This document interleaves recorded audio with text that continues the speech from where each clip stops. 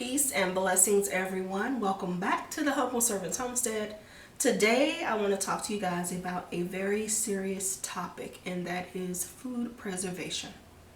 With so much that's going on in the world today with this pandemic and things constantly changing, food shortages and things of that nature, I want to talk to you guys about what you're doing and what you can be doing to put away a little extra on a regular basis so that you can guarantee that you and your family will be secure when the food shortages start to increase.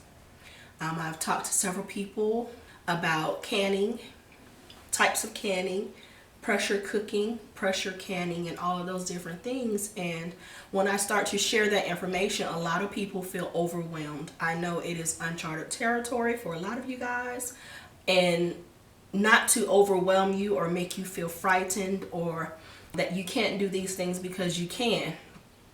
But I want to talk to you about something that you can do and kind of ease your way into food preservation. So let's take a step back from canning and talk about dehydrating. So the process of dehydration is just removing moisture from a food item in order to store it for a long period of time. And so I know sometimes when I talk, people are visual, so today I have some visuals.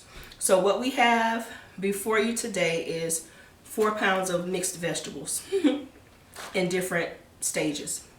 This is 4 pounds of mixed vegetables. This is or was 4 pounds of mixed vegetables. This one jar is 4 pounds of mixed vegetables. This one jar is 4 pounds of mixed vegetables.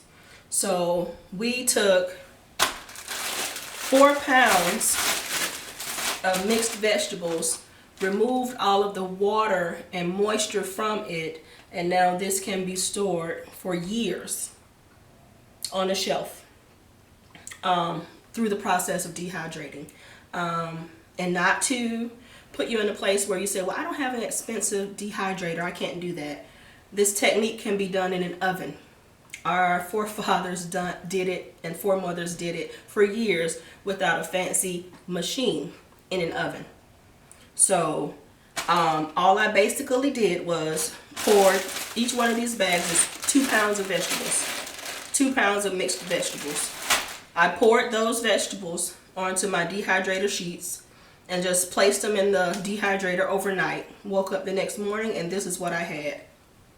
And as you can see, these are really, really dry. I then placed them in a bowl to make it easier to pour into the jar. But as you can see, in each jar I have an oxygen absorber. That basically keeps the moisture and the air away from my veggies so that they could last me on a shelf for years. And we'll get into oxygen absorbers at another time.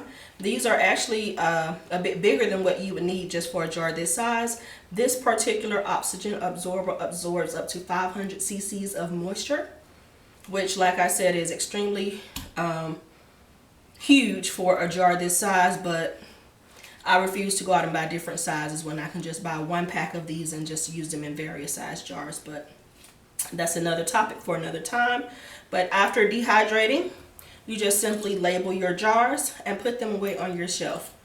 These bags cost me all of $4 and some change, if that. Each bag was $1.98 at my local store. So you're looking at $4 for 4 pounds of vegetables that could last me indefinitely if stored properly. Hope that kind of shed a little bit of light and kind of encouraged some of you as you're grocery shopping.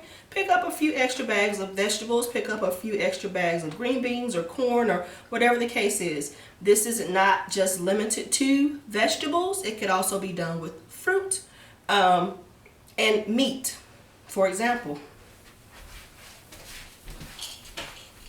It is persimmon season right now. We're in the beginning of winter. From fall through winter is persimmon season. And so in order to have persimmons throughout the year, I've dehydrated some of these. There's my oxygen absorber. I've labeled my jar. We're good to go. But also meat can be done the same way. This is actually a pound, 1 3/4 pound of ground deer.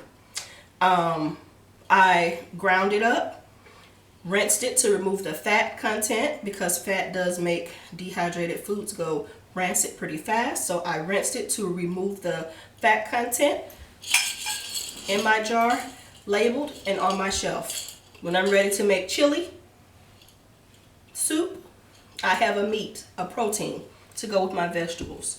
This process is not limited to anything. It's endless possibilities. So I hope that encourages you guys to get out there and start to do something to secure your food for tomorrow. Thanks for stopping by the homestead. See you guys in the next video.